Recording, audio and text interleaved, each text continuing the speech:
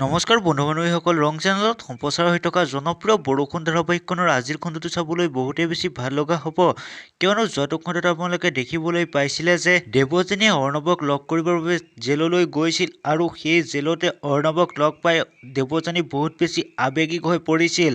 আনফালে দেৱযানীক লগ পোৱাৰ পাছতো ৰিয়াই যে দেৱযানীক একো কৰিব নোৱাৰিলে সেই কথাটো আহি মাকক কৈছিলহি। ইফালে অৰ্ণৱহঁতৰ ঘৰৰ পৰা দেৱযানীৰ বস্তুকেইটা আনিবৰ বাবে ৰত্নাত অৰ্ণৱহঁতৰ ঘৰলৈ গৈছিল আৰু অৰ্ণৱৰ ৰত্নাক কাম কৰা মানুহ বুলি ভাবি লৈ ঘৰত থকা সকলো কাম দেখুৱাই দিছিল আৰু অৰ্ণৱৰ মাকে ৰত্নাক কাম কৰা মানুহ বুলি ৰত্না বহুত বেছি আচৰিত হৈ পৰিছিল। যদিও মাকৰ কথা মতেই অৰ্ণৱৰ ঘৰত কামসমূহ কৰাৰ সিদ্ধান্ত লৈছিল আৰু তেতিয়া অৰ্ণৱহঁতৰ ঘৰত কাম কৰি থকা মুহূৰ্ততে দেৱযানীৰ বস্তুকেইটা বিচাৰিবলৈ চেষ্টা কৰিব আৰু সেই বেগ এটাত ৰত্নাই দেৱযানীৰ বস্তুকেইটা বিচাৰি থাকিব আৰু বেগটোৰ ভিতৰতে কেইপদমান অলংকাৰ পাব আৰু সেইসমূহ দেৱযানীৰ বুলি ভাবিব।